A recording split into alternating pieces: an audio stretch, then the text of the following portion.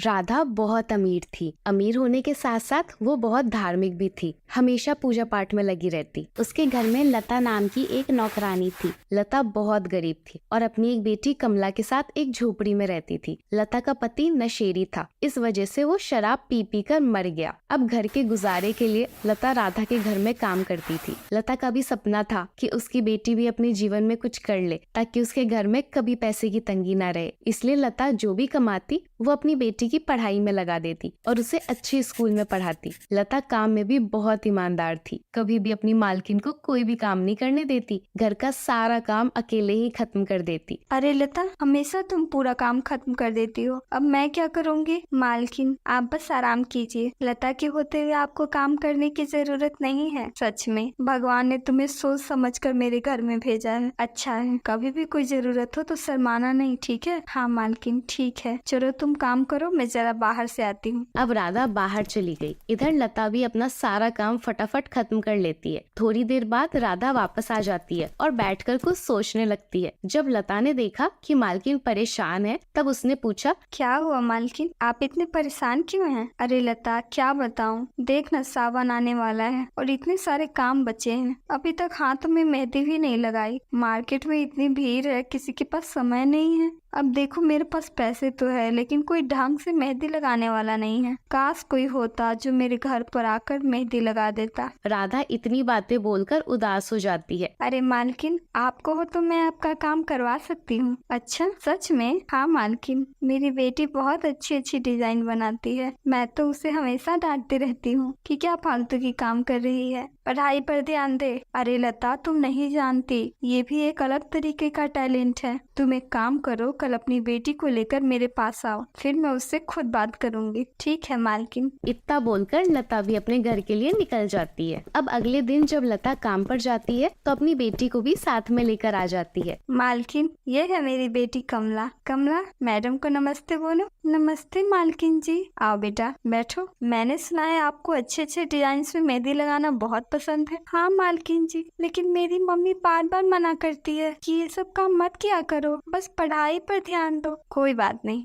अच्छा सुनो, मुझे अपने हाथों में मेहंदी लगवानी है, तो तुम लगा सकती हो? कमला खुशी के साथ बोली, हाँ मालकिन जी, जरूर। उसके बाद कमला राधा के हाथों में मेहंदी लगाने लगती है। थोड़ी देर बाद जब राधा ने अपने हाथों की मेहंदी देखी तो बहुत खुश हो गई। वाह, मजा आ गया। कमला, तुम्हें तो सच में बहुत अच्छी मेहंदी लगाने आती है। धन्यवाद मालकिन जी। ये लो पैसे। नहीं मालकिन जी, पैसे देकर हमें शर्मिंदा ना करे, वैसे ही बहुत सारे उपकार है आपके मेरे ऊपर। ये तो छोटा मोटा काम है, मेरी बेटी ने ऐसे ही शौक से कर दिया, इसके क्या पैसे लेना। वो आपको जब भी मेहंदी लगवानी हो तो आप मुझे बता देना, मैं कमला को बोलकर लगवा दूंगी। इतना बोलकर दोनों माँ बेटी घर चले गए। अब इधर राधा की कुछ फ्रेंड्स उससे मिलने आती है। सब आपस में बातें कर रहे थे, तभी एक फ्रेंड की नजर राधा के हाथों पर जाती है। अरे वाह राधा, ये तुमने मेहंदी कहाँ से लगवाई? बहुत सुंदर है। ये तो सीक्रेट है, मेरी पर्सनल डिजाइनर है, वही करती है ये सब। अच्छा जी, मेरे हाथों में भी लगवा दे। हाँ लगवा तो दूंगी, लेकिन उसकी फीस बहुत हाई है। अरे कोई बात नहीं राधा, हम वैसे भी इतने पैसे उड़ा देते हैं, और इतनी अच्छी मेहंदी के लिए पैसे क्या देखना। ठीक है, फिर कल आ जाना, जिसको जिसको मेहंदी लगवानी हो। ठीक है। इतना बोलकर राधा की सभी दोस्त चली गई। अब राधा भी लता को ये खुशखबरी फोन करके देती है और बोलती है कल अपनी बेटी को लेकर आना। अब अगले दिन राधा की सभी दोस्त टाइम पर मेहंदी लगवाने आ जाती है। कमला भी खुशी खुशी सबको मेहंदी लगाने लगती है। उधर लता घर का कुछ सामान लेने बाहर जाती है। जब वो सामान लेकर आ रही थी तभी उसका एक्सीडेंट हो जाता है। जैसे तैसे कुछ लोग उसे उठाकर हॉस्पिटल पहुंचाते हैं।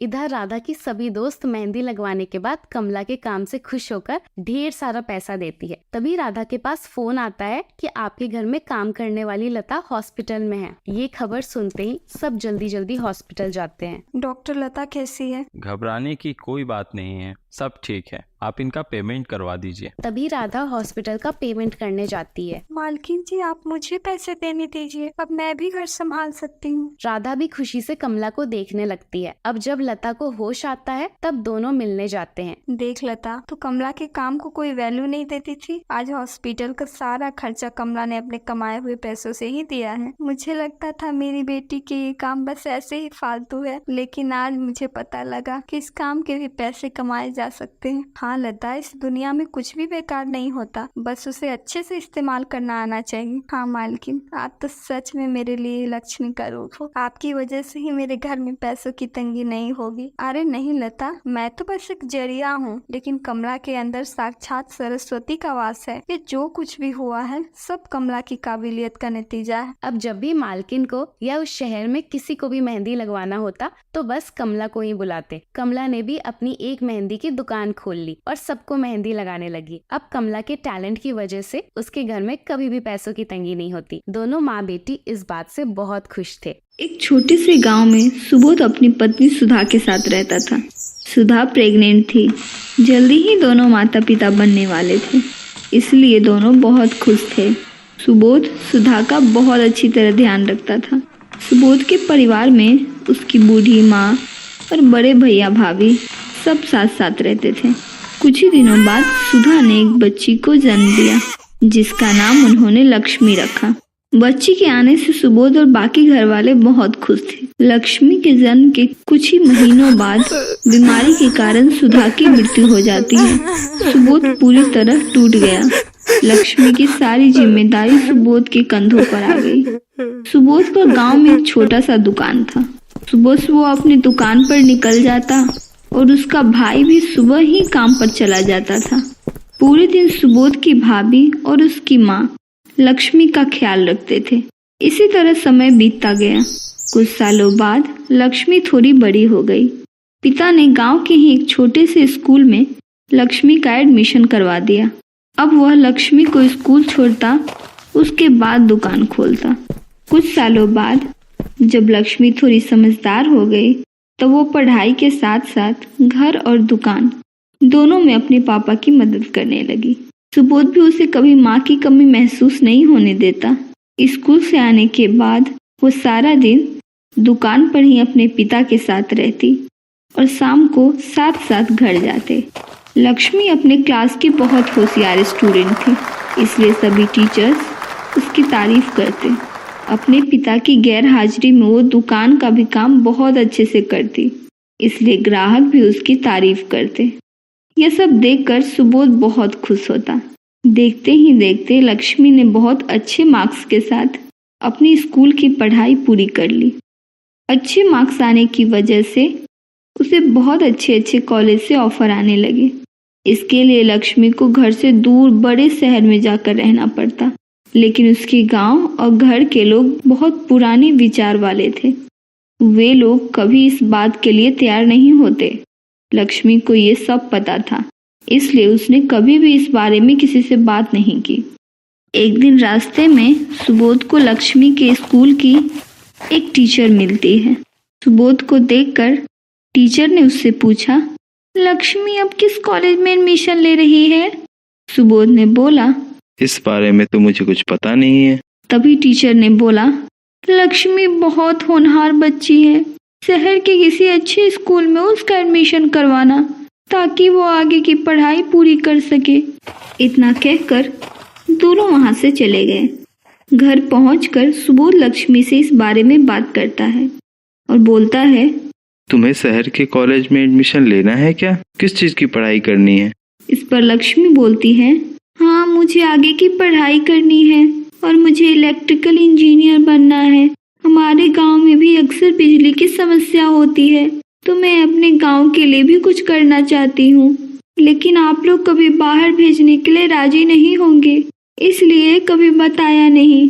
इस पर सुबोध बोलता है, तुम चिंता मत करो, मैं सबको मना लूंगा। लक्ष्मी भी खुशी खुशी एक अच्छा कॉलेज देखकर एडमिशन ले लेती है। जब घर वालों को इसकी जानकारी होती है तब सभी बहुत नाराज होते हैं। लक्ष्मी की दादी बोलती है, इतनी बड़ी लड़की घर से दूर जाएगी, अगर कुछ ऊंच नीच हो गई तो कौन जिम्मेदार होगा?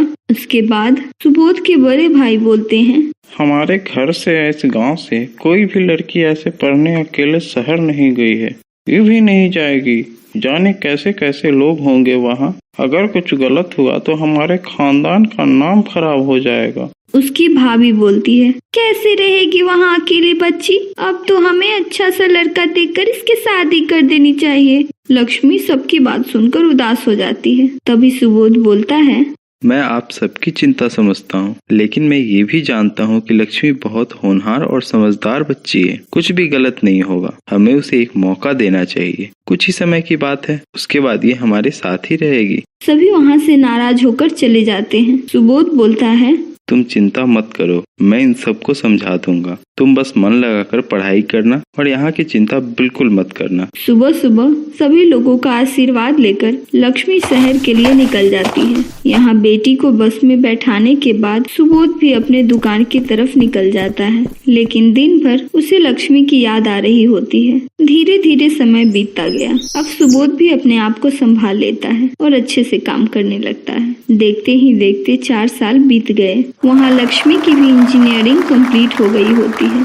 अब वह बहुत अच्छी इंजीनियर बन गई थी। एक दिन अचानक लक्ष्मी का कॉल आता है और वो बोलती है, पापा मैं इंजीनियर बन गई हूँ, अब मैं गांव आ रही हूँ। ये सुनकर सुबोध बहुत खुश होता है। वह जल्दी से घर आ जाता है और सबको ये खुशखबरी देता है। सभी सुबोध की बात सुनकर बहुत खुश हो जाते हैं। लक्ष्मी की भाभी भी रसोई में लक्ष्मी के लिए मनपसंद खाना बनाने लगती है और सुबोध लक्ष्मी को लेने बस स्टैंड चला जाता है। लक्ष्मी को सूट बूट में देखकर सुबोध बहुत खुश होता है और लक्ष्मी की तारीफ करता है। उसके बाद दोनों घर की तरफ निकल जाते हैं। रास्ते में लक्ष्मी की दोस्त आशा की माँ मिलती है। आशा की माँ बोलती है, बहुत अच्छे समय पे आई हो बेटी, आज आशा की शादी है, तुम्हें भी आना है शादी में। इस पर लक्ष्मी बोलती है, हाँ चाची मैं जरूर आऊंगी। लक्ष्मी को घर पर देखकर सभी बहुत खुश होते हैं। बहुत दिनों बाद सब साथ खाना खाते हैं और ढेर सारी बातें करते हैं। शाम को सभी शादी में जाने के लिए तैयार होने लगते हैं, लेकिन जाने में थोड़ी लेट हो जाती है। वहाँ पहुँचते ही सभी ने देखा चारों तरफ अंधेरा है, सारी सजावट की लाइट बंद है। तभी लक्ष्मी जाकर आशा के पापा से पूछती है, मनु चाचा क्या हुआ, शादी के दिन सारी लाइट क्यों बंद है? इस पर मनु चाचा बोलते हैं, क्या बताऊं बेटी, पता नहीं मिस्त्री ने कैसी लाइट लगाई थी, सारे तार जल गए हैं और आसपास कोई मिस्त्री भी नहीं है। रामू को भेजा है मिस्त्री लाने, लेकिन पता नहीं कब तक आएगा। बारात भी पहुंचने वाली है, उनके सामने हमारी क्या इज्जत रहेगी। इतना कहकर वो उदास हो जाते हैं। तभी लक्ष्मी बोलती है, आप लोग चिंता मत करो, मैं देखती हूँ क्या दिक्कत है। सभी आश्चर्य से लक्ष्मी को देखने लगते हैं और बोलते हैं, तुमसे नहीं होगा बेटी, रहने दो। इस पर लक्ष्मी मुस्कुराती है और लाइट के कनेक्शन को ठीक करने लगती है। थोड़ी ही देर में लाइट वापस जलने लगता है। ये देखकर सभी ताली बजाते हैं। लक्ष्मी के इस काम से सभी लोग बहुत खुश होते हैं और बोलते हैं, लक्ष्मी तो सच में हमारे गांव की लक्ष्मी है। लक्ष्मी बोलती है, इसलिए मैं बोलती हूँ हमारे गांव की भी लड़कियों को आगे बढ़ने का मौका दो। सभी लक्ष्मी की बात से सहमत होते हैं। इसके बाद लक्ष्मी गांव में ही रहकर गांव के डेवलपमेंट का काम करने लगती है। अगर आपको वीडियो अच्छा लगा तो वीडियो को लाइक करें और चैनल को सब्सक्राइब कर दें।